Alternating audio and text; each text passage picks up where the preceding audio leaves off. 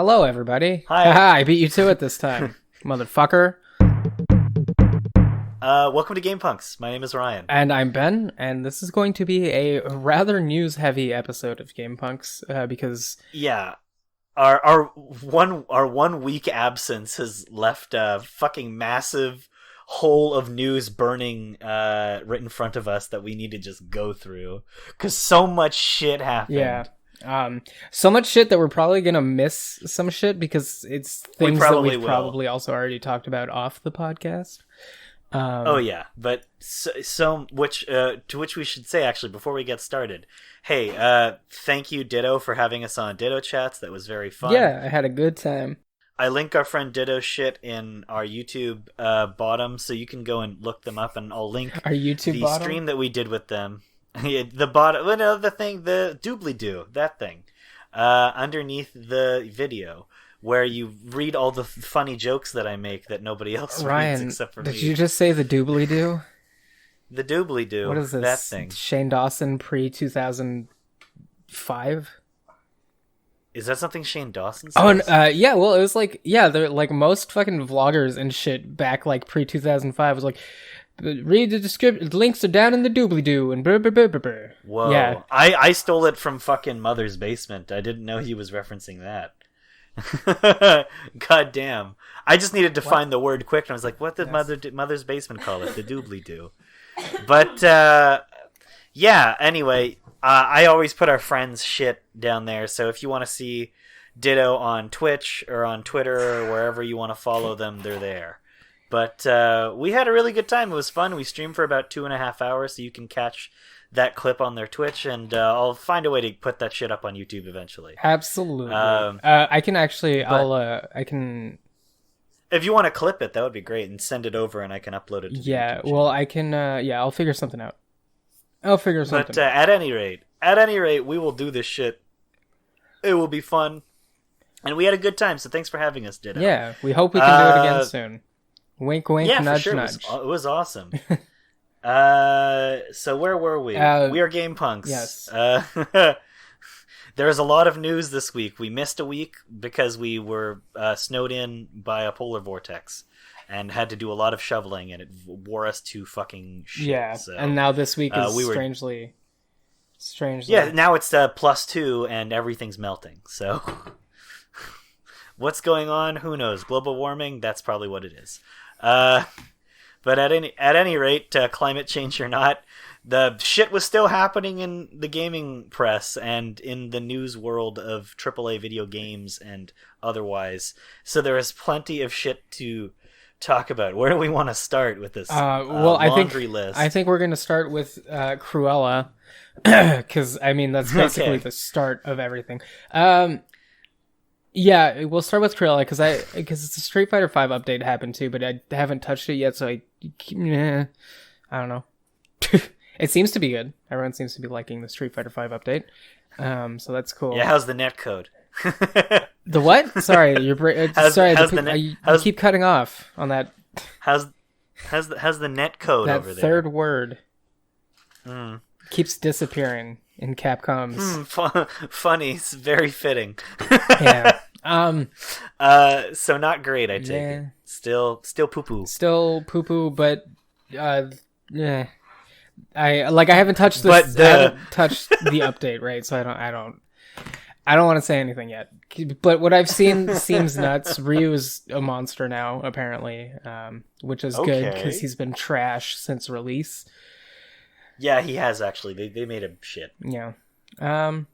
So with that, we're just gonna mosey on over to the Cruella trailer. So, what is this movie? I know that Emma Stone's in it. I know that it's Disney Plus movie, and I know it's Cruella DeVil. But what is it really? You watched the trailer, and I did not. Explain this shit to me, please. Disney is trying to make Joaquin Phoenix's The Joker with Cruella DeVil, but also make it a girl boss movie, except they forgot the fact that Cruella's whole motivation in 101 Dalmatians is to kill puppies to make a giant coat out of them.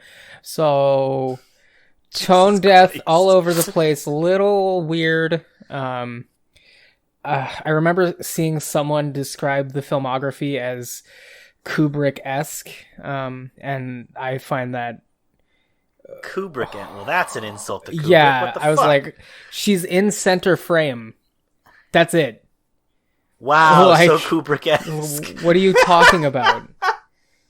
Holy shit, these people don't watch movies, do they? No, I feel like it's the same crowd as the Zack Snyder people, which we'll get into after this. Yeah, oh I guess boy, it's a good segue, will we ever. Emma Stone has a horrible British accent, which I think sounds fucking so garbage. They could have picked literally anyone else but Emma Stone. I really like Emma Stone, but oof.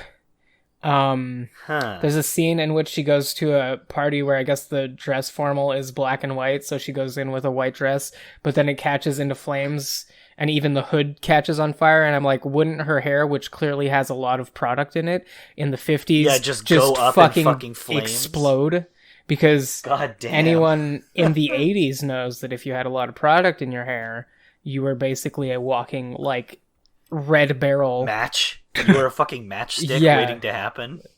Yeah, so that's you were the TNT crate in Crash Bandicoot. It's super weird. It's super weird how they're trying to do this. I saw somebody describe it as like the Harley Quinnization of Cruella DeVil, but not like in any way actually fucking watchable. No, it looks like it's going to be a horrible, horrible movie. And like with Maleficent, like you can kind of turn it around and be like, okay, that kind of made sense because she was only trying to be evil to this one family, I guess. Yeah, and like there's like a whole I don't know, not that you need to explain the origin story of a simple children's fucking character. But like Maleficent was, but there are holes to be filled in there that are worth filling. But I don't think Cruella you have having the right this story girl in mind. boss thing.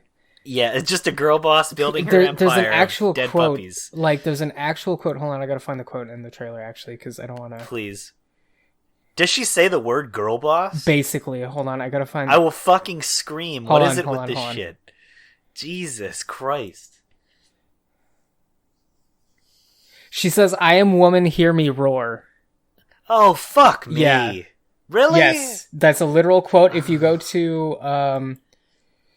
46 seconds. You know what? Go to 40 seconds just so you can see the scene I'm talking about of her in the white dress that she should technically explode in. Okay, yeah.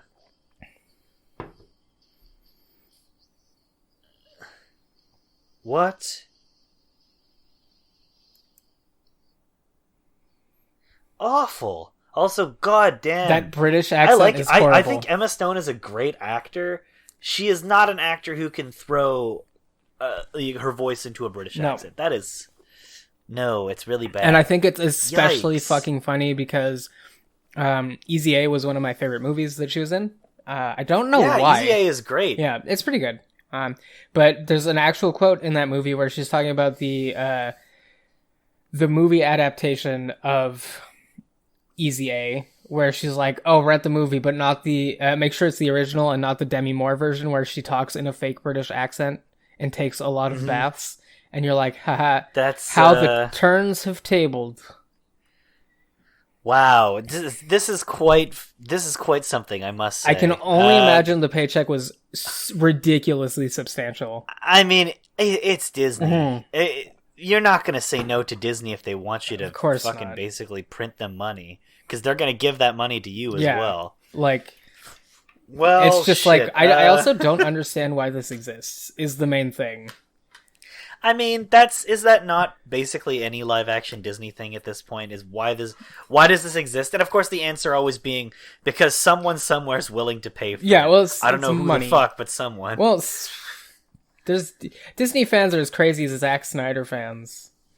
They are. I say that fully being somebody who like hates Zack Snyder and most of his fans, but also for some reason completely and utterly is kind of in Disney's pocket just because they own like half of the shit I like. Yeah. So it's like, no, it's true though. Disney fans and Zack Snyder fans are basically of the same mind when it comes to just being single-mindedly obsessed with like the oeuvre of a particular like creative vision or set of creative decisions. And right now, the thing that Disney's super into is these live-action things that are, remakes of or retakes on older Disney classics, and this is like I mean, it's not the first time they've done a live action 101 Dalmatians shit, because obviously they had those ones in the 90s with Glenn Close, I think. Which I actually think, who was in them. Did I tell that story on the podcast, or was it a stream?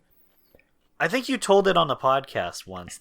Something about where I went to go see it with my mom, and since I was a child and was expecting a fun time, ended up lasting like 5 minutes before I started kicking and screaming until she was like, "Okay, it's time to go." God damn. Because it was so boring, which is what this movie's going to be. Not the first time they have done this shit, but yeah, this is just fucking, I don't know who wants to watch this. I mean, I want to watch it to see how much of a train wreck it's going to be at this point. Because I'm genuinely so disinterested I couldn't even be bothered to watch it. Like, I'm going to watch the Snyder Cut because I hate myself. Yeah. But I'm not going to watch this. I'm probably going to watch I'm not going to say I have better things to do, because evidently I don't. I'm going to watch the Snyder Cut. I'll think up of a video essay for both and just cram it into one. I don't feel like torturing myself by watching another live action Disney thing. I watched like 30 minutes of the live action quote unquote, it's literally just animated live action Lion King, and that was poo poo caca. And then I caught like 2 seconds of the Aladdin one, and I was like, oh, this is awful. I forgot that came out. It's funny you forget it came out, but it made like a cool $3 billion in its opening day. It's like, not its opening day, but like its whole run in the theaters, like $3 billion fucking dollars. That's still fucked up. And it's a movie that nobody, as far as I can tell, critics circle wise, even fan wise, nobody fucking likes. Nobody talks about it. That's the thing. Like, these movies keep coming out, but no one talks about them. They made a live action adaptation of one of their most popular animated movies, starring fucking Will Smith, one of the arguably most famous and beloved celebrities in the world. Nah, not anymore. Will Smith's been boring for years. But, I think his name still carries enough, clout though, to generate ticket sales, evidently. But the fact that they did that and nobody is talking about it now. I think since that M. Night Shyamalan joint with Will Smith, people have just kind of been cold to Will Smith. I don't think so. Because his movies still make a lot of money, so I don't know if that's necessarily true. Although I will say, Will Smith rules in Gemini Man. Go watch Gemini Man. I don't care what anybody says. Ong Lee is a fucking genius, and so is that movie. That movie's awesome. God damn. It's literally. I have to add it's it literally, to the list. It's literally just Will Smith versus Will Smith Fresh Prince era. Like, that's what it is. Oh, God. Oh, no. It's Will Smith adult versus de-aged Will Smith from Fresh Prince era, but they're spies. I know what you're talking about, It's fucking awesome. It's so good. The movie rules, and Mary Elizabeth Winstead is in it. I don't know if I believe you. I'm not fucking joking. But I also really like Ong Lee, and I feel like that's a dissenting opinion amongst a lot of casual people, I suppose. Filthy casuals don't understand Ong Lee. But I really like Ong Lee. He's like one of my favorite directors. They digitally de-aged Will Smith? Yeah, but he looks fucking just like 90s Will Smith. I don't know. I'm looking at screenshots and it feels jarring. It's not just the de-aging tech. He kind of looks real. I don't know. It's strange. Some I also watched the movie in that weird really accelerated frame rate. I'll just say it's good. I'll watch it. I'll trust you, and when I talk about it, I'll tell you how wrong you were. If you don't like it, that's totally fine. Because I understand, once again, I'm like one of the few people who, in the year 2021, is like, hell yeah, Ong Lee, let's fucking go. So, yeah, it's Ong Lee, Ong Lee, Paul W.S. Anderson. I'm like, let's do it. These are my direct. Although Ong Lee is a much better filmmaker than Paul W.S. Anderson. Yeah. I mean, Ong Lee literally made Crouching Tiger, Hidden Dragon. That's one of the best martial arts movies. Yeah. Period. Not just ever made, but just. There will almost never be something as good as he made Life of P? He made Life of P, another movie I really like. He made The Ice Storm, another movie I really like. Sense and Sensibility, one of my favorite adaptations of an old novel. He made I Love Chinese Food. He made a lot of really good, movies when he was in Taiwan as well, like a lot of good short films. Stop doing the dishes.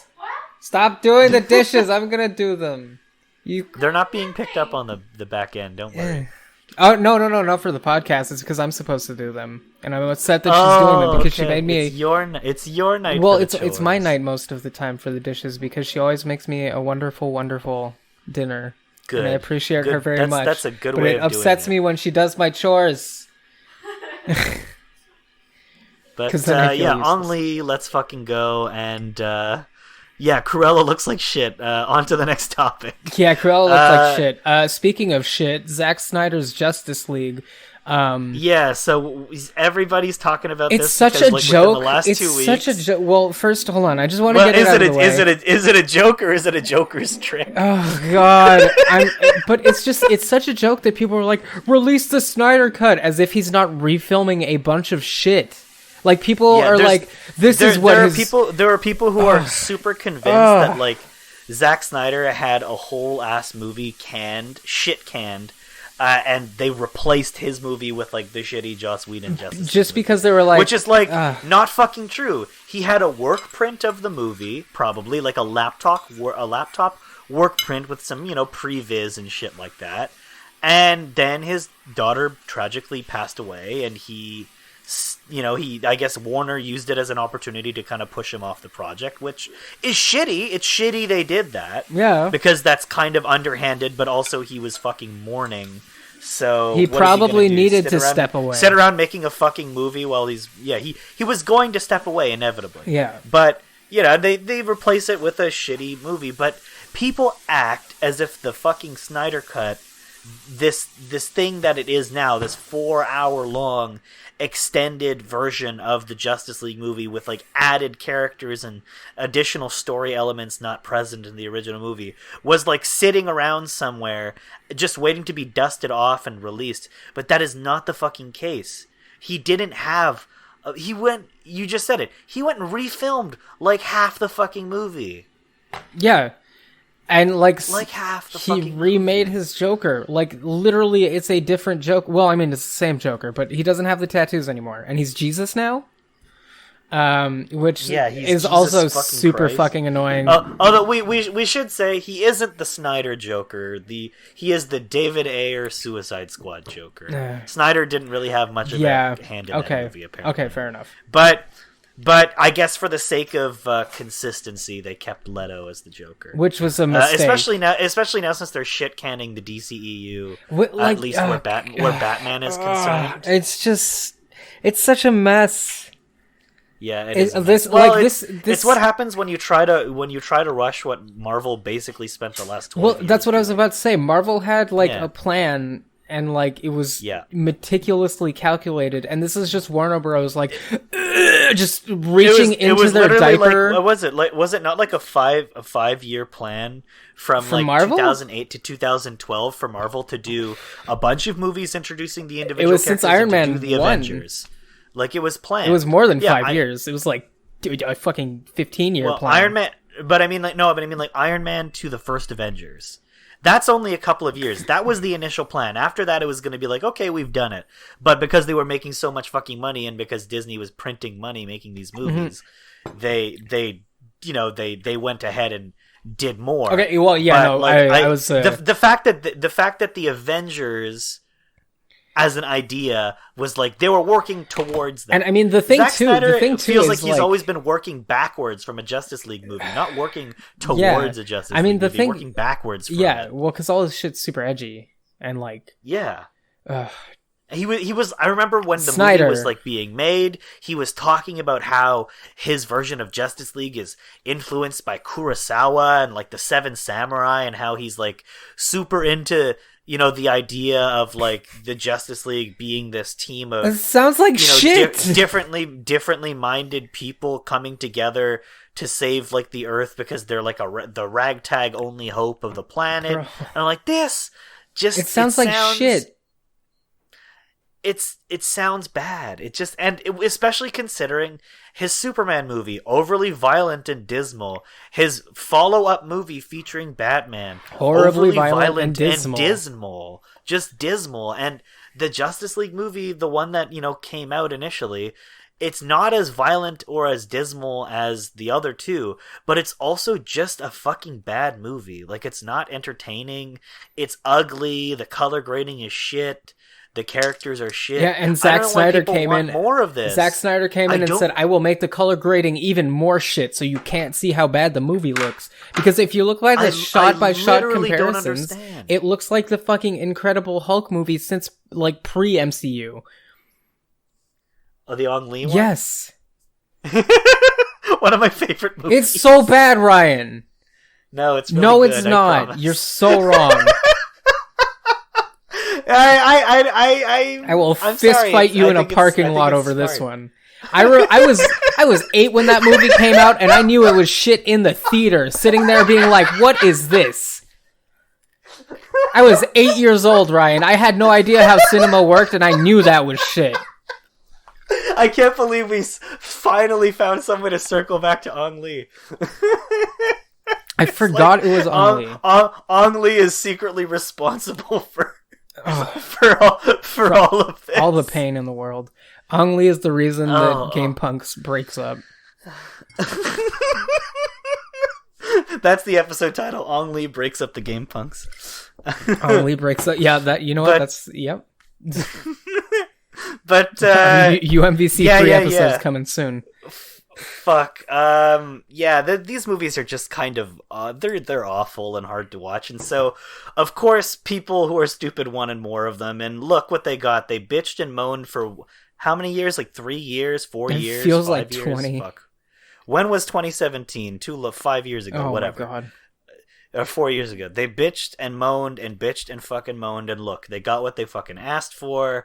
Once again, setting a gross precedent for, I guess all the film industry in just blindly listening to what fucking people who don't know what they're talking about. Jared Leto literally says we live in a society. I know. So anyway, it's so ridiculous. Why we are talking about this is because they've memed the film to a new dimension by including this fucking Jared Leto Joker from the Suicide Squad and making him literally say on screen the line, "We live in a fucking society." Which just feels so tone deaf because no one's ever like...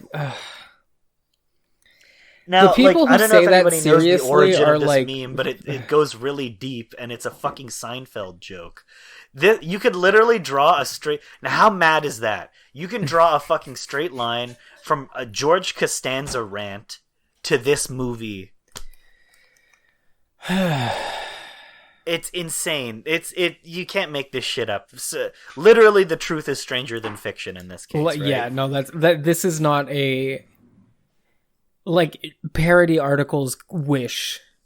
Yeah, they thought of this.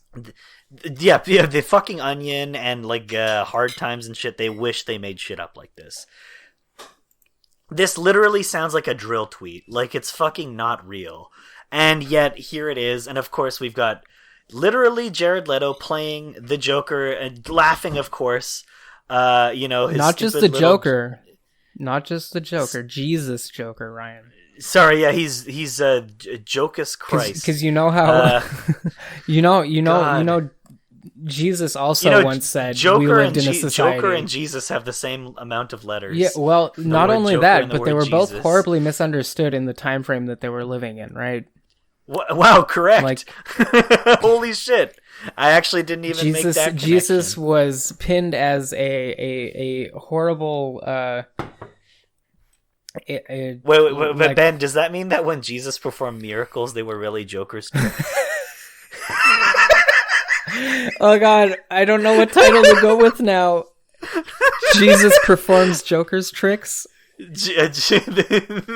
Ang Lee and Jesus perform a Joker's trick that breaks up the GamePunx. Oh my god. There we go. That's it. That's the title. Yeah, but no, see, that's the thing. I saw that and I was like, oh, this is so subtle. Well, because obviously the picture is very Jesus imagey, but I was like, oh, it's a Zack Snyder movie. It wouldn't be Zack Snyder without Christ imagery. Yeah, but he's in Zack Snyder's brain. He's just like, oh, the Jesus is so the Jesus.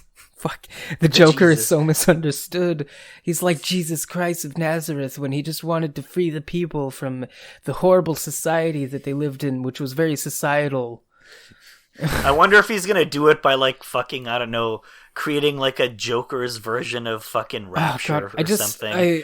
He fucking would, because he's a weirdo who loves Ayn Rand. I just hope this doesn't. I say weirdo, I mean dumbass. I just hope this doesn't trigger another hyper fixation, which I will have to do alongside my other one that I told you about that we have to keep a secret, where I have to watch like 30 hours of Zack Snyder interviews.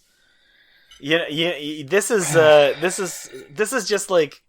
I guess like the final word on Jesus's Joker trick. Why do people insist on putting memes in movies? It's funny for us now. Oh god. Because it's fucking stupid, but we are not laughing with you on that. We are laughing at you for trying to cash in on a fucking internet meme. How many years too late? Like we live 15. In a society jokes. When did that fucking start?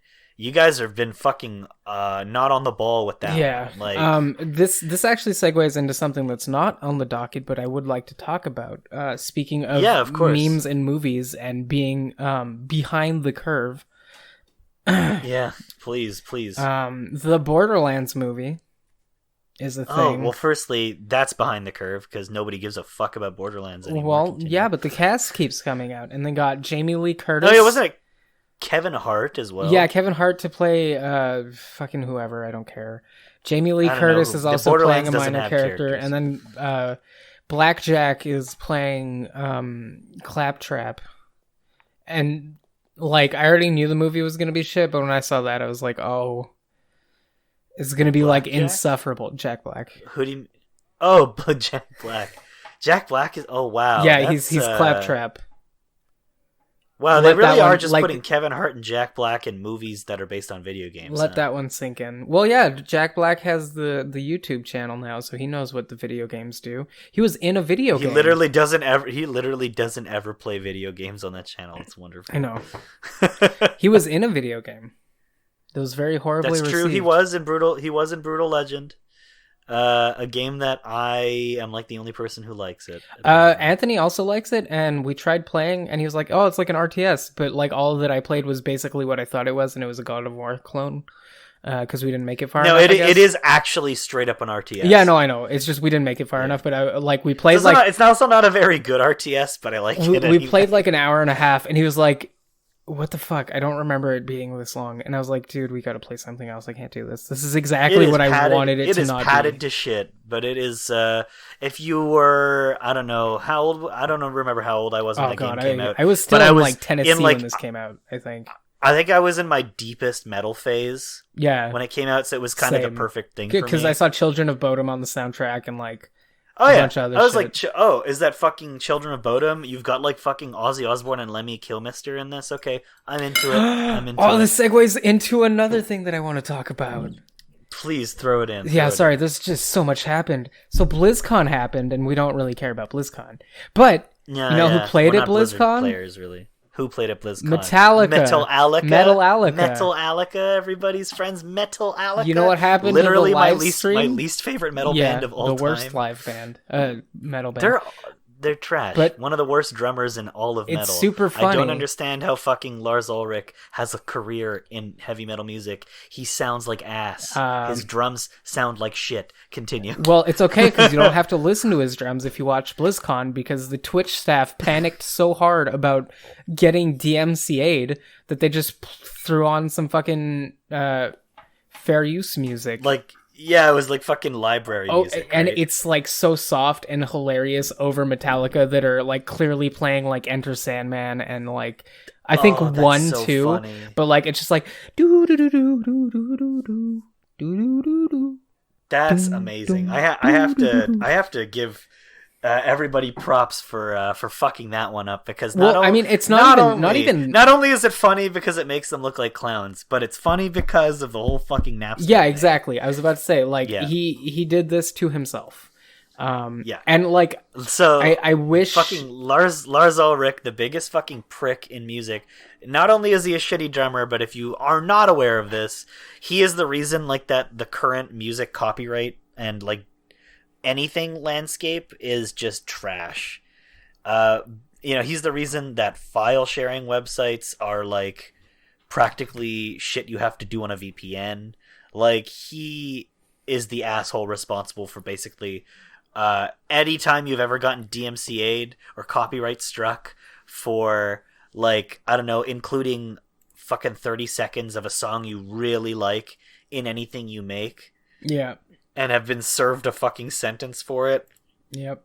Then it's all Lars Ulrich's fault. Or if you were playing through Final Fantasy VII and your video got flagged for a band that covered a song in Final Fantasy VII, even though it's the song from the original game, and you're like, bro, what the fuck like are you... MIDI synths and all, indistinguishable from the actual, like, distinguishable from the actual thing. Yeah, I should say. Oh, so fucking stupid. But yeah, Metallica made themselves look very dumb, and the internet is laughing at them. And you know what? The internet is a good place when you laugh at Metallica. I mean, the internet was made to laugh at Metallica. Yeah, pretty much. I mean, any excuse to antagonize Lars Ulrich about being a fucking cock is great, because he sucks as a person. He's also a shitty filmmaker. Don't ever watch his movies. They're bad. He's just as bad a filmmaker as he is a drummer, which is to say he's trash. Yeah. So I don't know if the Lars mic Ulrich picked it up, fuck Metallica. but my partner just said worst band ever, because I mentioned, like I said, Metallica out loud. And they're so fucking bad. She resonates with the sentiment. Literally, the only Metallica album I have ever listened to that I liked was "And Justice for All," and that's because it's the only one of their albums that I find listenable. Off of it. I played a couple of Metallica songs in Guitar Hero, and they were pretty fun. They have a For Whom the Bell Tolls remix song on the Spawn soundtrack that I think is pretty good, because it got remixed to shit. Because it's on the Spawn soundtrack. Well, no, because it got remixed to shit. Like, it's actually, like, you can't really tell it's a fucking Metallica song, really, besides the cool. guitar riff, but, like, it's, like, basically a fucking, like, 90s EDM fucking rave track. It's actually pretty solid. It's like, it's rave metal, basically. Yeah, like, that whole Spawn soundtrack is really fucking good. They have it on vinyl at the record store. I might pick it up. Ooh, yeah, do that. Especially, like, if only just for the fucking, like, art. Oh, the art is really cool. Yeah. I'm not a huge Spawn fan, but it's, like, just enough of a weird novelty thing for me to want to own. And at worst, I'll buy it off of you. Yeah. And the music is good. It kind of rips. It's like the Blade 2 soundtrack. It just fucks. Yeah, well, the Spawn one really is just because, like, it's a lot of, like, original tracks. You've got, fucking Crystal Method and the Hey Man Nice Shot guys. Fuse? No. Oh, Filter, yes. On a song, or is it? No, it's not Crystal Method on that one. Or it might be. But Trip Like I Do is, like, probably the best song on the album. That sounds awesome. Oh no, you have very strong opinions on this Spawn soundtrack. Yes, I do. It's probably one of the best movie soundtracks ever made. I'm actually inclined to agree. I think it fucks pretty hard as well. So good. Like, you can just listen to it, and it's like, it's angsty, but not 3 days grace angsty. 3 days Garce. 3 days Garce. 3 days. I get you. It sounds. Actually, you know what? This. You know why this is a good segue? Hold on. We'll segue from the Spawn soundtrack. Because it is another thing with great 90s fucking EDM soundtrack. Okay, that's not what I was going to go with it. I'll roll it back after we're done with this one, though, because there's a little reference that bops into another one of these things on the list. But you go. Okay, well, I was going to say, if you want to talk about fucking baller, like, movie soundtracks, Mortal Kombat is getting a new fucking movie. Oh, okay. And... Yes. To me, that means we're going to get a new Mortal Kombat movie soundtrack album, and that fucking album rules. My main fear with this is that they do acknowledge the song, but Mortal Kombat also acknowledged the song in promotional trailers only, and it disappeared. Yeah, that's and sad, like, actually. the thing that sucks about that one in particular is that it was fucking hard. Like, that Mortal Kombat 11 trailer is probably one of the hypest fighting game trailers I've seen since KI. And that song's just not in the game at all. It's just not in there. And you're like, why would you put this? I'm hoping that it'll be like the intro material? music to the movie. I'm hoping. Well, the music's probably going to be fine. I'm just hoping that they don't do the thing where it's like, it was just promotional material, sorry. It's gone. Hopefully not. You know what? Because it's the movie and because people who don't play video games are going to go see this, one of the few things people in the public probably know about Mortal Kombat is that song. Yeah. So they're going to have to put it in somewhere. Anyway, I mean, that's one of Mortal Kombat is getting a new movie and it looks really fun. It looks really good. It looks like fucking fun. It's very got, hyped for this. It's got actual great martial artists in it, which is awesome. Yeah. Ludi Lin is in it. Ludi Lin's an exceptionally talented martial artist. I have a bunch of other people are in one that problem too. with the trailer. McCad Brooks from Supergirl is in it playing Jax. That was really distracting because I'm like, hey, it's Jimmy Olsen. Oh no, he lost his arms. Oh no, Jimmy, your arms.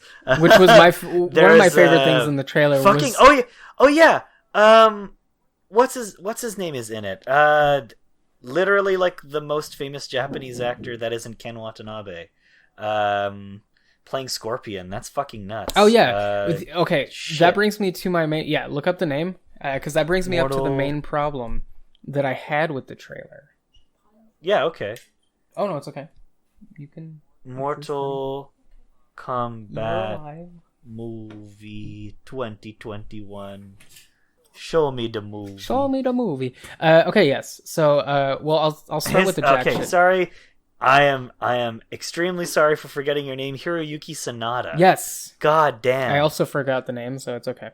Okay. Hiroyuki. And also, Tadanobu Asano is in it as Raiden. Tadanobu Asano is another pretty well-regarded Japanese actor. Yeah. That's two major Japanese leading men. That's pretty fucking dope. Well, I want to get in there and be like, I have two highlights and one real problem with the trailer. Okay. First highlight is Jax comes on screen, has normal human arms, and I was like, this isn't right. 5 seconds later, Sub-Zero annihilates them, and I just laughed and laughed and laughed. Second hypest thing of the trailer was Sub-Zero like cutting Scorpion, using the blood, freezing it, turning it into a knife, and then stabbing Scorpion. Like I was like, yo, let's go, they get it. My problem with the trailer is that when Scorpion says "get over here," it's not Ed Boon screaming it. Which it should be, because it has been in everything else ever. Even the old ones, it was Ed Boon screaming, "Get over here." That's true. And it's supposed to be the hypest part of the trailer, and it fell a little flat for me. And I was like, holy shit, I forgot Louis Tan is in this too. Sorry, I'm just realizing how many of these people are. Oh yeah, no, this is going to be Joe Taslim is playing Sub-Zero. Yeah. That's who's playing fucking Sub-Zero.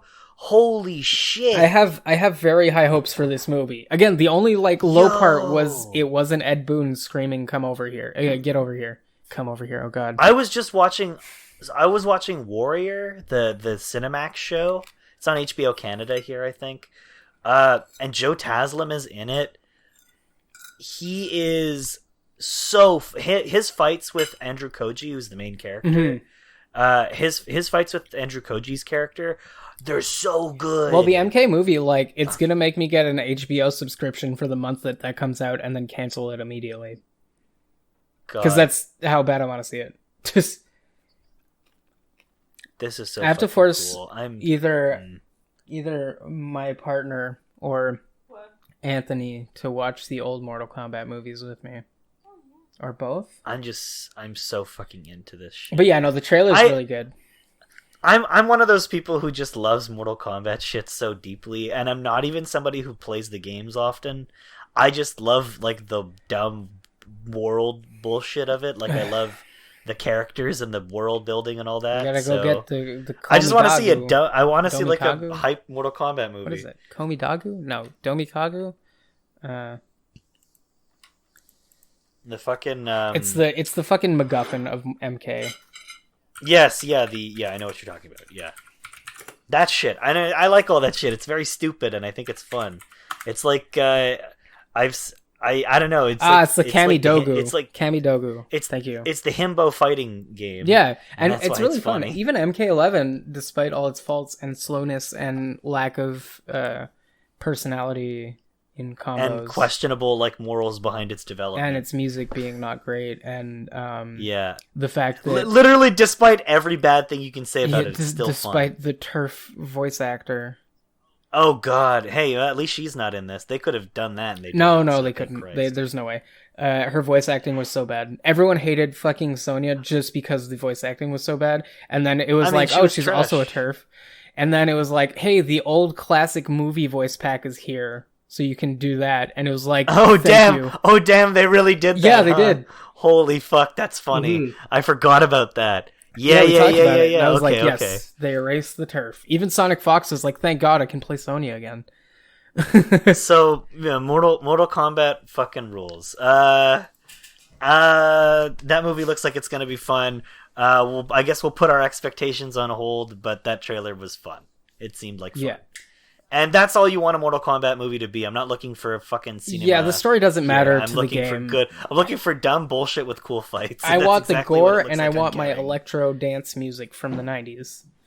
Yeah, hopefully we get that second part. Oh, we definitely will. If they know what they're doing, which it seems like they do, given this trailer, with what they showed us, I'm just like, I feel like it's in good hands. I think they know what they're doing. The fact that they had the confidence to stick Kano and his fucking laser eye in that trailer. The fact that Kano looks at the heart and says, Kano wins. Fucking beauty, isn't it? I'm just like, oh my god, they know. They know. Like, it's gonna be good. Kano wins. Like, fuck. It's so fucking funny. Okay, buddy. Fatality. Yeah, it looks like it's gonna be. It looks like it's gonna be a fun My only problem with it. Well, I said that like you said twice already, but God, hold on. Sorry, I'm losing. Because your brain. Yeah, I was trying to segue into something else, but then I had to backtrack to go back into this. My only problem with it is that the person who Kano rips the heart out of, I think, is who they're going to make Reptile also, and that really sucks. Because if you freeze frame on it, it's just like a big giant dumb lizard, and not like an actual ninja like it's supposed to be. But it might not be a Reptile. See. But yeah, it might not be. I hope not, because that would suck. And apparently there will be permanent character deaths in it too, which is fun. Which means the fatalities will kind of have some degree of meaning. Yeah, well, like the not old just be like too. The non-canon ways in which you brutalize the shit out of somebody every time. Yeah. But it looks like it's gonna be something worth at least hunkering down and watching, and that's all I want from Mortal Kombat. That's going to be fun. What's next on the docket? You said you wanted to go back to something. Yeah, we gotta rewind it a little bit to when we were talking about Metallica, because I wanted to segue from Metallica into Guilty Gear. Because I know was announced. You know, I know. I always say I know. Yeah, I know you know. I know you know. But yes, and the reason that I wanted to segue into this is because Ino's windscreen from the older games is actually a reference to Metallica's 1 in the solo section of 1. Yes, it is. And now she's back at Strive, and the redesign is literally the best thing ever. Yeah, I mean, every character design in Guilty Gear honestly fucks. Like, just so Except hard. Except for Kai, because Kai has been boring since day one, but whatever. But this she could kill me. Please kill me. I know. Or Kai. I know. Oh, yeah, I know can kill. I know. I know. I love her. She's beautiful. So yeah, I know got announced for Strive. I didn't get to play the beta, which is heartbreaking and horrible, but it's okay. I was going to get the game anyway. Fair enough. I'm thinking of like really mashing it out and trying to go into some kind of competitiveness with it once it comes out. So it's going to be a timestamp in my life, but we're willing to put in the time. I know it looks great. The animations are nuts. I can't, because like I wanted to talk about it more, but all I've seen is footage. I've seen footage, and yeah, you didn't get to play. Yeah, the beta, I didn't get to touch it really much. So like, I can say it looks fine and it looks like something that I'll be into, but I haven't felt it, right? It's very hard, especially like with a fighting game, to be like, oh yeah, no, this is exactly what I want out of this game. So unfortunately, that's there's no way to say how it is. Yeah, that's the extent of the conversation on this end. Yeah. The other thing that this kind of leads into is another thing that kind of sucks, because it's something that's very hype, but I, again, can't play it, and that is Samsho announced that they were doing a Guilty Gear crossover soon in one of the next DLC characters. I'm pretty sure it's going to be Baiken. I would put I think it's going to be a pretty heavy $50 on it being Baiken, because it just makes sense. A lot of people are saying Nago Ryuki, but I think Nago is too new to be in Samsho. Like, it would be cool if it is Nago. That would be sick, because he does look nuts and super fun and would fit perfectly in with Samsho. But I think the fact that Baiken is not in Guilty Gear Strive's base thing kind of lends itself to her being tossed over to Samsho, even though that's kind of arbitrary. Doesn't really mean anything, but that's just like my gut feeling. I'd put a hefty 50. I'm inclined to agree. I think it's Baiken. Yeah, well. I feel like it would be ridiculous to think it would be anyone else, because it, like, Baiken, Nago, anyone else would just feel out of place a little bit. Like, if it was Sol, it would just kind of be like, oh, okay. No, I definitely think it's Baiken. I would put, like I said, I'm putting a hefty 50 on Baiken.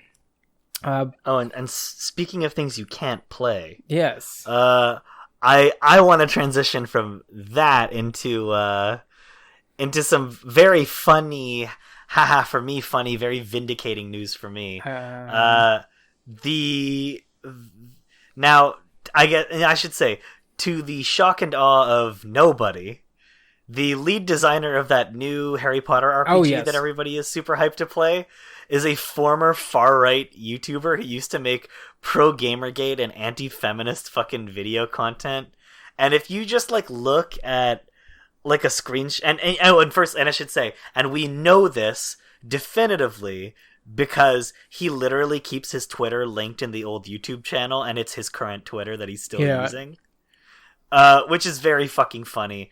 But, this is the same asshole who, of course, was like, oh, J.K. Rowling has no hand or involvement in the making of Hogwarts Legacy, don't worry. I'm just as bad, if not worse. If you were somehow convinced by that, you're stupid. Yeah. Secondly, it's literally like, not only are you playing a game that supports J.K. Rowling, you're playing a game that supports J.K. Rowling, developed by a dude. He used to make videos with titles like In Defense of John Lasseter and Are Thought Crimes Becoming Real? And Are Gamers Toxic? A Response to Charles Randall. The Legacy of Anita's Tropes versus Women. Like, he was one of those fucking dudes. Yeah. He's one of those dudes that YouTube sticks algorithmically in your YouTube suggestions to try and push you towards being a hard writer. Yeah. He was one of these fuckers. He was pro net neutrality. Yeah. Pro net neutrality, dude. He has a video called In Praise of Cultural Appropriation. For fuck's sake. This dude's a fucking hack. No, and of course, I should say, all the things that could have happened going in this around game. Making videos called In Defense of John Lasseter. Yeah. And literally his argument, from what I understand, is, but he was pretty fucking nice to me when I was making fucking Disney Infinity fucking cars bullshit. And I'm just like, you fucking, of course you're not biased. He signed my paychecks. It's the most hacky fucking alt-right YouTube bullshit. Of course, another video, The Injustice of Social Justice. Female game developer fired for sexist tweet. Oh my god, it's so fucking cringy. It's hilarious. It's so cringy and so funny. And that's the other thing too. It's this is the lead developer of Hogwarts Legacy, y'all. Holy fuck. So pirate the game. Yeah, pirate the game and mod it and make everybody trans, make the Hogwarts houses trans. Oh, they already are though. Shit. Everyone in Hogwarts is trans. Oh, there we go. And although I will say also another kind of like tangentially related to Madam Rowling. You know that meme that was going around, the Hatsune Miku is the author of blank meme? Yeah. Well, ironically, the creator of that meme, or the person who parented that meme, was outed as a groomer this week. As a what? Like a hardcore groomer who was like creeping on like, you know, teens even though they were in their early 20s. So Hatsune Miku is a groomer. So so all I have to say about this is Hatsune Miku made this meme. But yeah, that stupid Harry Potter game is very fucking dumb, and yeah, pirate that shit. Make it in Gmod, recreate it in Gmod, and make everybody gay. Put it in Dreams. Have some fun. Put it in Dreams, exactly. Recreate it in Dreams, and you can just play it on Dreams. That'd be really fun. But lots of fucking dumb bullshit going on there. Very stupid. Now, Ryan, that's some pretty dumb fucking video game news. There couldn't be anything dumber than that, right? There couldn't. This week there couldn't be anything dumber than, ironically, the game dev of the Harry Potter game being worse than J.K. Rowling. Probably. Yeah, in many ways, almost worse. Yeah. Believe it or not, Ben, there is, in fact, a worse, more stupid piece of gaming news the last couple of weeks. Tell me more. Yes, let me But please, give me 6 days so that I can process it. 6 days, you say? Yeah. Funny. But don't make it political, Ryan. Oh, well, I mean, what can I say? This subject matter is entirely apolitical. Yes, we're not pushing an agenda here. Or certainly not pushing any kind of political agenda. Anyway, anybody heard of 6 Days in Fallujah?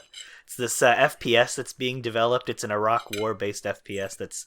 I think the goal of the game, as stated by the devs, is to like make you empathize with the troops, basically. And it is not like, a recruitment gig. Definitely not a recruitment tool, bro. We promise, bro. Not something that we're literally gonna probably train soldiers with, bro. It is an Iraq War themed first-person shooter coming out. They're trying to make it seem like it's Spec Ops: The Line. What it fucking is a really disgusting and exploitative trash. Oh, it's American Sniper, the game. That basically existing to lionize the American military's like destruction and campaign of murder in the Middle East that has been going on since 2000. But now, Ryan, they only allegedly did horrible things like White Phosphorus. Yeah, but it's only alleged. Course, these horrible things the American government did were entirely alleged. I can watch a video of it right now, but I mean, it's... Who knows? It's not like there's been several documentaries and people, people forced to live in exile in other countries because they leaked information about this sort of thing. Who's to say? Yeah, the devs of this game, 6 Days in Fallujah, said the game dev thing. They said the line, of course, being they're not trying to make political commentary with their game called 6 Days in Fallujah. All right, so a little backstory on this, too, is this game was supposed to be made like 10 years ago, like 2 months after this shit happened, and everyone was like, That's no, not you can't even use the term poor taste to describe how fucking and gross like families rallied against it, and I thought it was done then, and then apparently not. You think that would be the end of the story? But the weirdest thing about this too is this publisher for this game, which I can't remember the name of right now, but I looked up when it happened. Hold on, I'll look this up real quick. But this is their first published game, and basically they came out of nowhere, and it kind of feels like this might be a military write-off thing. Whoa, who could believe this military shooter is a fucking psyop? Yeah. Who knew? Oh, wait. They're all literally like that. Everyone. At least America's army was honest. Jeez. So, yeah, 6 Days in Fallujah is fucking gross. Yeah, MYTHRA is the... Victura, okay, there we go. I mean, not only is it extremely intellectually dishonest to say that 6 Days in Fallujah is a game that is devoid of political commentary, but it's fucking evil and disgusting. It is literally a game set during one of like the biggest bloodbaths in the history of the Iraq War. Okay, sorry. That is squarely putting you in the perspective of the fucking soldiers who went to Fallujah and fucking killed so many fucking innocent people. Okay, dude, sorry. So many of them. If you Google MYTHRA games right now, I don't want to take away from the horrible, horrible war crimes, but if you Google MYTHRA games right now, it just pops up 6 Days in Fallujah, obviously, and then it just goes, people also search for JFK Reloaded, which is a game where you shoot JFK. Nice. And not also Custer's Revenge. Neither game being political. Not at all. MYTHRA, yes. And neither of them being an extremely poor MYTHRA's taste. website is literally just a link, so it says click for more info on our first project, 6 Days in Fallujah. You click that and it brings you to the 6days.com website, which means this is totally a psyop. Yeah. Like, not even, there's literally no subtlety or ambiguity here. Yeah. This is literally just a game designed to lionize the American military industrial complex and to make you feel, make you feel something for the soldiers who had to go over there, not here, there, and shoot a bunch of innocent brown people, but they felt real bad about it. Yeah, they felt real bad about it, especially the white phosphorus. Woof, what a bad move. Wow, they felt so bad about it, Ben. Imagine how bad they felt because they had to kill all those innocent people. I bet they felt really not like bad. They had it's not like they had a fucking whole ass choice or anything. I feel like they felt real bad carrying their friends' corpses back home. That's probably the hardest part. They felt so bad about it. But yeah, America's Army was also a video game thing that was literally just an army recruitment thing. And I actually played that back in the day when I was like 8-ish.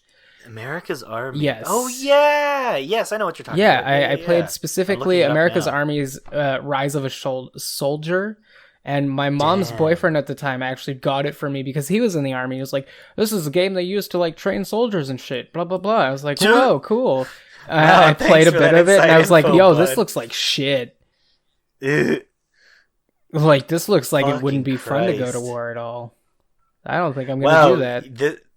This is supposed to make you think being a soldier is awesome. It's not working. Yeah, well, the guns were real cool, and like the shooting range was cool. But once you started getting into the missions, it was like, whoa, I'm killing people. Jesus fucking Christ, that's just disgusting. So I tried to get recruited by one of my mom's exes, technically. Wow, as a fucking 8-year-old, no less. God damn, gotta start 'em that's young. fucking gross, eh? That's fucking gross. So yeah, fucking wild. Yeah, fuck 6 Days in Fallujah. Fuck MYTHRA for this bullshit. This is really disgusting. And, please, Ryan. Trying to paint it's not MYTHRA. It's the U.S. Army. Come on, let's get it right. Pardon me. Fuck the United States military, and if you don't agree with that, fuck you. Now, from one military-industrial complex to another industrial complex, the Nintendo Direct Roundup. Oh God, yeah, I forgot what happened here. Let me just run you through. I'll talk about what I like and what I don't care about. I liked pretty much everything that I liked here. I liked stuff that's a very deep thing that I just. Oh, there's no pictures. Everything on this I liked. This. Anyway, I guess some of the biggest highlights, as I'm reading this from My Nintendo News, some of the big highlights. Splatoon 3 was announced. I'm actually really surprised about that because usually Nintendo don't do like a numbered sequel to a game that was on the same console on that same console. So that's a little surprising. Well, it's not something I mean, it kind of makes sense. It kind of makes sense for this one because they said the Switch was going to be like a long ass term plan. It's a long term console, and it still seems like that's the case because that's a game that's planned for 2022, and they've still got a couple of other games in the oven there. And the Switch Pro will be out any month now. We haven't even seen anything for it yet, but who knows? Ryan, you know it's coming. I probably will. I don't feel like I'm gonna upgrade though. I think I'm just gonna get the upgrade. I think at this point I'm just gonna wait for the upgrade to come and be like, yeah. That makes sense. But yeah, Splatoon 3. The major difference seems to be that the game is kind of switching its settings from Inkopolis, which is the setting of the first two Splatoon games, to a world where the French no longer exist. Hooray! A place called the Splatlands, and basically there's like a new city there where all the Inklings and Octolings go and fight. They call it the City of Chaos, quote unquote. But it's got a bunch of new settings, new weapons, new customization options that are non-gendered, which is super cool, kind of close to like Animal Crossing, which I appreciate just as a non-binary person who doesn't want to be reminded by the game that I play that the way that I choose to dress my character is inherently gendered in a particular way. So that's pretty nice. Mm-hmm. And very progressive and cool of them. But also it's got like all the returning shit. And it's a full-fledged sequel, which is pretty neat. And they said they're going to be talking more about that in the future. But I think that's going to get me on the Splatoon train, because I've kind of been thinking of playing 2, but I was wondering if a third one would come out before, you know, all of this shit. And it seems like that's going to be the case, so I might pick that up. And I you know, it seems like a fun game. Everybody that I know loves Splatoon, so it'll be interesting. Next big thing was that the new character for Super Smash Bros. Ultimate was announced, or should I say characters, PYRA and MYTHRA. They are, if you do not know, from Xenoblade Chronicles 2, which, if you have been listening to this podcast for the last couple of months, you would know that I played and beat in 2020, and it is one of my favorite games ever now, I guess. Sorry. So I can't be disappointed in this. I'm a huge fan of these characters, and shockingly enough, I think the most surprising thing is that the main character chosen for this was not Rex. Rex is the main character of Xenoblade 2, and he's like he would have been a pretty easy shoe-in, because he's you know, he's kind of Shulk-like in a sense, but PYRA and MYTHRA are his partners in the game, and they're like the secondary protagonist of Xenoblade 2, and they're great characters within that game, but they're also pretty different for a sword fighting character, which is something everybody's kind of mad about. She is I should say, but neither of them really are sword fighters in the way that any of the other characters in the whole game are sword fighters. Like, their main gimmick is switching between PYRA and MYTHRA, and basically switching through 2 entire movesets, kind of like what Sheik and Zelda used to do, making them 2 pretty distinct characters with really different kinds of play. But like, within the canon of the game, they are like the same, sharing the same body. So it like is literally what you do in the game is you press like up on your little control pad that you have for all your different blades, and you switch between PYRA and MYTHRA on the fly. But they have 2 different movesets. MYTHRA's powers are all kind of light based, and PYRA's are fire. So there's 2 different kind of things going on there. I don't know. As somebody who's a fan of Xenoblade, and literally Xenoblade, despite being one of Nintendo's surprisingly best-selling series of like the last couple of years, like they're immensely popular, especially in Japan. To have the only representation for the series with so many cool characters as it has be Shulk, doesn't make sense at this point. So, especially when Fire Emblem's got 1 billion characters in the game, and I should say, just again, and even they, despite a lot of them being, you know, characters with swords, do not play similarly to one another. Like, all of them have a gimmick built around something else. So, you know, people go, oh, Corrin. Corrin's a sword fighting character. Not really. Corrin transforms into a dragon, and most of their moveset is based around them transforming their limbs or body into dragon parts. Mm-hmm. Similar to like Byleth. Byleth is definitely not a sword character. One of the heaviest characters in the game feels like fucking playing as Ganondorf when you play as Byleth. And they have like a bunch of different weapons for different directional inputs for combos. So, like, they have a spear, an axe, and I believe they also have a bow and their sword, which is the thing that people go, another anime sword fighter, when they look at it. Their sword's not actually really working like a sword. It works like a whip, kind of like Ivy in Soul Calibur. So, once again, like, there's this idea that there's a lot of anime sword fighters in the game, and I don't necessarily think it's as true as people want to believe it is, because they were hoping for, I don't fucking know, Waluigi or whoever, mm-hmm. You know? I think I think Sakurai's putting in characters that he knows the team can make play really good in the game. nobody in the Smash team is dicking around here. Like, this is literally the last Smash game being made, at least according to Sakurai now. Like, he doesn't want to make more. So he's trying his best to include characters from all across Nintendo's history and other video games history, and he's done a really good job of it. Like, none of the characters in this DLC Fighters Pass play even vaguely similarly to one another. Min Min is nothing like Steve and Alex Minecraft. Sephiroth is not going to play anything like PYRA or MYTHRA. I played as Sephiroth a little bit. Really does not play like any other character in the game. He does not even play a little like, Cloud or anything, and why would he? He is not fucking Cloud. But, despite being an anime man with a sword, he doesn't play like Ike, he doesn't play like Marth. I don't know, I just think it's a silly thing to think. But anyway, that's my thoughts on PYRA and MYTHRA. There we go. My thoughts are but I'm glad it's well, not you Rex. have no you have no investment in the game, so there you go.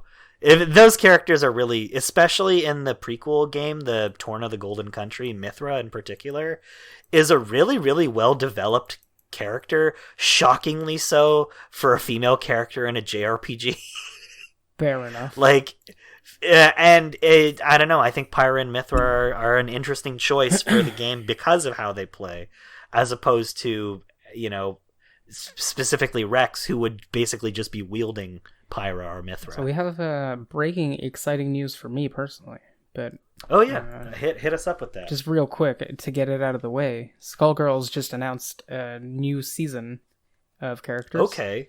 There will be 4 characters in total. The number 1 character being the first revealed, who is Annie of the Stars, which is basically, as far as I can tell, a Sailor Moon and a bunch of different people references. Yeah, I've seen this character. She's a little bit of an everything. Yeah, she's been shoujo anime reference. She's been in the mobile for a bit now. But she's coming to the real game, and they just announced the actual new season of Skullgirls Second Encore, which is crazy to me because this is a season pass coming out 8 years after a game releases. And also Mike Z is no longer attached, which is very good because that's good for everybody. Yeah, everybody happy about this. And Skullgirls has a lot of characters in the story modes that you see, but you can't play or fight against because they're like story characters. They're just art in the background or part of the story. So it's very exciting because a lot of them seem really fucking cool. Like, there's a lot of really good designs there. There's a lot of potential. And yeah, I'm happy the as the Super Best Friends meme keeps going, Skullgirls launch party 2011 to still ongoing. There we go. So we fucking in there. It's a game that a lot of people love. Yeah, and Mike Z's no longer attached. In spite of it having the involvement of a sex pest who is no longer involved, literally that couldn't kill Skullgirls. Yeah, so that's really reassuring too, because that was the main fear for me when all that shit was happening. I was like, oh no, Skullgirls is dead, because it's one of my favorite games. Canceled? Nope. All the people who worked so hard on making that game what it is now, they are reaping the reward, and Mike Z is fucking sucking his thumb somewhere else, being a dumb fucking douchebag sex pest. Yeah, he's trying to rake in the indivisible cash. Yeah, it's funny because when all that shit was happening, a few weeks later, Indivisible went on 50% off, and I was like, super sale.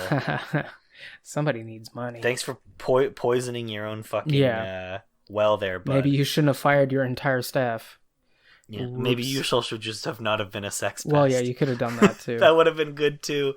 More Nintendo stuff. They're remaking Skyward Sword for the Switch. Have we ever? I think we've discussed Skyward Sword on here in the past, maybe once or twice. Yeah, that's we kind talked of about my it on thoughts the on it DittoCast too, and we did. I aptly showed what playing that game felt like. My entire my entire opinion of that game is kind of clouded because on one hand, not clouded, I should say, is kind of jaded because on one hand, I really genuinely think there's stuff in that game that's cool, and it's stuff that's entirely unrelated to the gameplay, which I think says a lot about how the gameplay is. Yeah. But I think that story is one of the most interesting and ambitious stories they've tried to tell in a Zelda game up to that point. And for the most part, it actually works really well on an emotional level, which is shocking considering, once again, I'd never think Zelda is necessarily known for telling emotionally gripping stories. Like, that's just kind of not its strength, and that's fine. But I think they put in a pretty good effort there, and it's something that kind of, like, the way that they were doing it there, it kind of carried over a little bit into Breath of the Wild, which is why I think some of the story elements in Breath of the Wild, like, went a long way to making me enjoy, like, that world. So there's stuff in Skyward Sword that I like in terms of, like, dungeon design. I think it's got two of the best designed dungeons in the whole series. That would be the Ancient Cistern and the Sand Ship, both of which are very cool and smart and thematically, like, well handled too, in terms of, like, what they're based on and how they iterate on a very cool idea that the game introduces. But, you know, amongst great ideas and cool kind of concepts that are just not fully elaborated on are just serious hiccups, like just the one-to-one sword fighting motion control, the overworld design being dungeon-y, just kind of not being that fun and making just getting to a dungeon feel like a fucking chore, you know?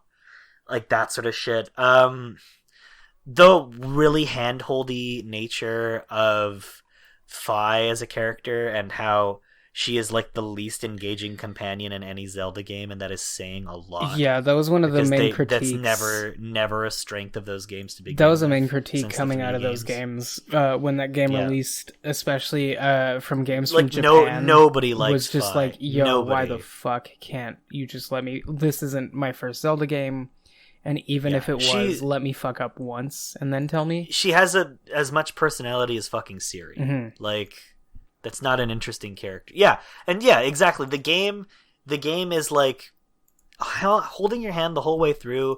There's a few parts in the game that are challenging, but only because the fucking like motion control design makes them challenging, not because they're sincerely difficult. So it's going to be interesting to see how that translates to like the regular non-motion controls that they're actually adding to this. There's going to be button only controls. That's interesting. Gonna see how that goes. Apparently they're going to map some of the motion controlled shit to the second analog stick, which kind of works in No More Heroes, so we'll see where that goes. But it's just like I want to kind of play it again to maybe reevaluate it a little bit, because it's been close to a decade since the last time I really sat down and went through it. But on the same note, I have really mixed feelings about the game still. There's so much stuff about it that when I think back to it, I'm like, I really don't want to do that again. Like 3 boss fights with the imprisoned, pretty much the same fight 3 times. The fucking flying being just not fun. Like the sky navigation on the bird. Just not being that fun. The boss fight on the bird too, kind of sucking. That Puja whale, that's just not that great a fight. I don't know. There's stuff in it that's cool, and there's a lot of stuff in it that isn't. It's a very mixed bag, and a mixed bag mostly of poo poo and pee pee. So I guess we'll have to see what the verdict is on how the button controls feel, but it's interesting. I guess it'll give the people who never had the opportunity to play it a chance to give it a try, which is always a good thing, and I'm all for Nintendo making their shit accessible on the consoles that they are currently, supporting. So even if it's not a game that I personally love, I think it's still good that you can play it on the Switch. So we'll see how that goes. There's a new Mario Golf. I don't really have strong feelings about Mario Golf, but apparently it has a story mode kind of like in the Camelot Game Boy Mario Golf game, which I'm kind of down with. So maybe it'll be good. Who knows? There is a new game coming out from the people who worked on Octopath Traveler called Project Triangle Strategy, and it is a tactical RPG like Final Fantasy Tactics, and the demo is apparently out now. And from what I heard, with the exception of like one character's voice acting, it's a very good strategy RPG. Mm-hmm. So I'm excited to play that. I really like Final Fantasy Tactics, so I want to see how that goes. There is also some news regarding Monster Hunter Rise. That game just continues to look very good. Yeah. I really, really, really want to play it. They showed off a couple new monsters, a couple old monsters that are returning, and I was like, cool. These are cool monsters. Oh, yeah. That fucking armadillo fucker needs to go, though. I hate that guy. I forget his name. It fucking sucks. Oh, yeah. Stupid. I hate fighting him. But I just kind of like how this looks. It just continues to be a promising game. There was a very I think you're the one who said this, but you get fucking THQ Nordic vibes from this DC superhero. Oh god, girls yeah, game. it feels like it looks like it feels like a SpongeBob game. It just is so baffling that this is a decision that was made. I don't really understand what kind of game it is. It's like Battle for Bikini Bottom. That's like literally it's like a it's like a platformer.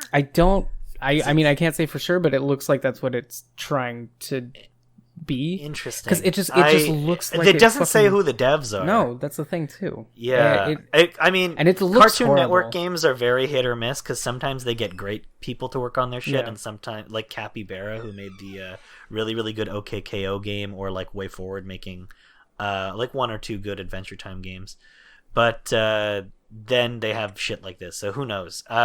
This was really interesting. This is something that I was hoping they would do, but didn't think they would. So, I don't know if you know anything about Famicom Detective Club. Not even a little bit. So, these are like super old Famicom games from like right when the adventure game was being invented. Like post Portopia serial murders, which is, you know, the first point and click like adventure menu based game ever, made by the guy who created Dragon Quest. So he literally just invented two whole ass genres, but okay, go off. But yeah, this was kind of Nintendo's attempt to capitalize on the popularity of this genre at the time, and they made two really really good like just versions of that kind of game for the Famicom. Like, you know, it's a really really cool looking like old point and click game for the, you know, what would be the NES over here. However, recently in Japan they had remade them fully into like modern visual novel style games, and they're bringing them over. They're localizing them for the first time with fully English text, and I am genuinely shocked. I cannot believe they're doing this because I never thought they would, but they are. And that's awesome. They didn't have to fucking do that, but they're doing it. And I've always kind of wanted to give these ones a try ever since I saw the remakes show up in like the you know, a couple Nintendo mini directs ago. And yeah, from what I understand, they're just beloved adventure games, and they seem like a lot of fun. So I thought that's really cool. They didn't have to do that, but they are, and that's dope. And they're also porting Legend of Mana to the Switch as well. Do you know anything about Legend of Mana, Ben? I played, like, was it Legend of Mana? I guess it was. Well, it's a PS1 game. What's the top-down one? No, that's Secret of Mana, and there's also Trials of Mana. Okay. I played Secret Legend of Mana is... it's kind of like it's like... I don't know how to describe it. Kind of like an isometric game with beautiful hand-drawn graphics from the PS1 era. And it was like the Mana game that Square put out on, or Enix I should say at the time, put out on the PS1. It's a really, really complicated and complex game. I recommend that if you haven't played it before, there's a really good video by K-Bash on YouTube. Just look up K-Bash show about this game. It is like a really ambitious, beautiful game with like a lot of cool ideas on how to like kind of switch up the format of the action RPG and like translate the format of the top-down Mana games to a different perspective. Really, really cool game. I'm very excited to get the opportunity to play it. And not only have they fully remastered the game, kind of like what they did with Final Fantasy VIII, where it just looks so much better, but they've actually... like, they haven't just like brought back the old assets in high definition. They have redrawn all the hand-drawn background graphics of the old game. Like, it's completely redrawn, and it looks so beautiful. It literally looks like an illustration moving. It's such a gorgeous looking game. So that's really exciting. I want to see how that kind of turns out for people if they want to revisit it and if they really like it. And there is kind of not much else here of interest apart from maybe No More Heroes 3 getting like a proper trailer. That looks like it's going to be a lot of fun. Yeah. And there was another thing here. Oh yeah, and of course the Hyrule Warriors DLC. I will be playing it. I will be fucking talking about it, of course. Duh. How could I not? We all heard me fucking rave about that game for 3 or 4 weeks. So I'm back on that. And they're of course putting Super Mario shit into the New Horizons Animal Crossing. Surprising no one. Surprising no one. Oh, here's the one more thing I wanted to talk about. They're also remastering Saga Frontier for the Switch, and it's coming out on the 15th of April. Saga Frontier is, in my opinion, one of like the top 5 JRPGs ever made. It's really, really good. Like, just one of the all-time best, most ambitious things I have ever played. It's for its time and ever. Like, amazing playable characters, 8 different protagonists with 8 different stories, kind of like Octopath Traveler, but way before. Sci-fi kind of world that is really reminiscent of like Final Fantasy 7 or 8. Less Final Fantasy 7, actually, more closer to something like 8. But if you just like look up Saga Frontier and see how that game looks, you will know instantly if you're into it or not. But in my opinion, that is, like, Saga is a really important series. They're really popular in Japan. Games like Romancing Saga are still, like, super influential over here. But a thing that people don't really know about Saga is that they're made by the guy who made Final Fantasy II.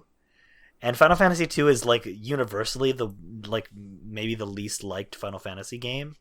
And he basically found a way to take all the things people didn't like about Final Fantasy II and make them into shit people liked in Saga.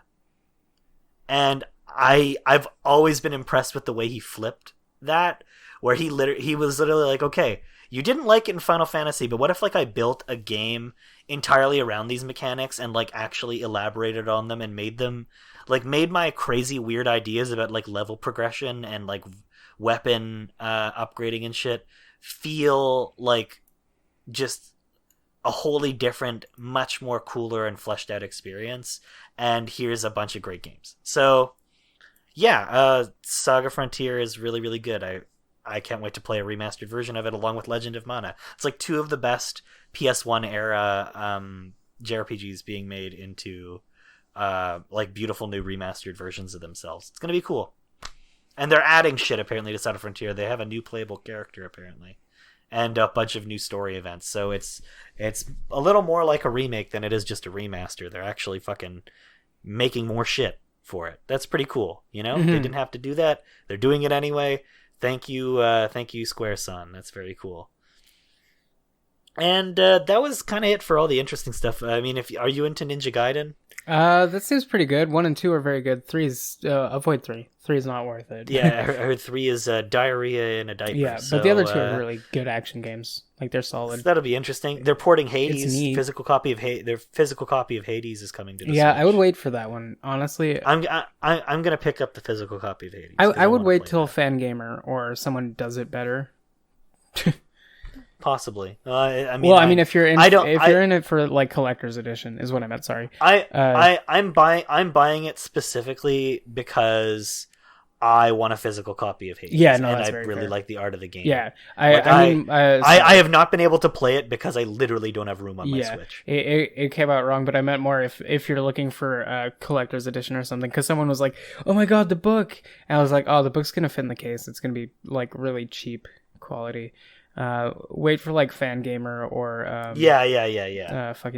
who else makes those limited run, like limited run. Yeah, one of the will do something interesting. There's a bunch of companies out there that do like collector's editions of with like worthwhile things to like really cool, really well made ones too for like the price they're asking. Like I think Fangamer has a Hollow Knight one that's like $46 or something, and they have so really much nice Hollow Knight shit in general over at Fangamer. Which, by the way, follow Nina Matsumoto on Twitter. She's one of the artists who works at Fangamer. She makes very, very beautiful artwork of all these things, and you can find so much of her art on their shirts and stuff like that. Mm-hmm. But like, her artwork is amazing. Her and Natasha Petrovic are like my two favorite artists doing video game T-shirts right now. I just bought another Natasha Petrovic, two actually more Natasha Petrovic shirts. Mm-hmm. So I have 3 of them now. I really like her artwork. It's beautiful. But yes, all of this shit, very good for the most part. A lot of people were disappointed with Nintendo Direct, I think, because they were expecting more Zelda stuff for the anniversary of Zelda and Metroid stuff. All I have to say is stop expecting such high things from Nintendo. If you're still expecting them to, like, you know, make every Nintendo Direct feel like your fucking birthday, then you are trapped in like 2011, my dude. Mm-hmm. You like, this is not what the Directs are for anymore. They do them more often throughout the year. You know, Eiji Onuma came out and he's like, I know you want to hear about Breath of the Wild too, but we promise, it's just, we're still developing it. We don't really have much to show you. And I'm like, okay, I mean, if you had something, you'd show me. So there we go. Like, I'm not gonna crack the whip at them and tell them develop faster. And I don't want. I will. And I hope nobody else thinks that that's the answer too. That you know, maybe they should just develop it faster, because we've all seen what the fuck happens with that. Yeah, it's never fucking good. Cough, Cyberpunk cough. So yeah, don't. But anyway, I'd say that's kind of enough for this episode. It's gone on for a really long time. There was a lot of shit to cover, and I think we covered. That's nuts. We covered most of it. But I guess if you guys want to catch us on the flip side, my name is Ryan. You can find me at Nouveau Art Punk on all social media. I am on Twitter. I am on Instagram. You can find me on Letterboxd. I just wrote a review / I guess little personal essay about Samurai Champloo, because I just finished watching it with my friends, and that is like my second favorite anime of all time after Eureka 7. So if you want to hear me talk for like 3 paragraphs about why I think Samurai Champloo is very special and good, you can do that there. What about you, Ben? Where can people find you? Scratch me silly everywhere. Yeah, that's basically it. Twitter, YouTube, Twitch. I stream. I promise I do. I promise I stream. I promise. No, that should, like I said, after the move, even out a bit more. Schedule-wise, YouTube-wise too, my uploads will return to being a little more regular, because right now they're a little scattershot, and I have a lot in the editing pipe hole that I need to just get a grind on. But you know, it's going. It's all coming. I promise. There we go. I still exist. If not, Twitter is my shitpost central, where I complain and make jokes and start shit. Exactly. So there you go. If you want to see Ben get into fights on Twitter on purpose, which he frequently does, I have a nose you can find him there. It's exceptionally entertaining. It's very good. So, I guess thank you guys for listening. Thank you for sticking with us through this long haul of news, but I hope you at least enjoyed hearing us talk about it. And like I said at the beginning of the episode, if you want to watch that stream that we did on DittoChats, you can just hit the link in the description of the YouTube video. I posted it on Twitter a couple times. I guess I'll repost it again. But that was a really fun 2.5 hours. Thank you guys for listening, and I hope you have a good week. Goodbye.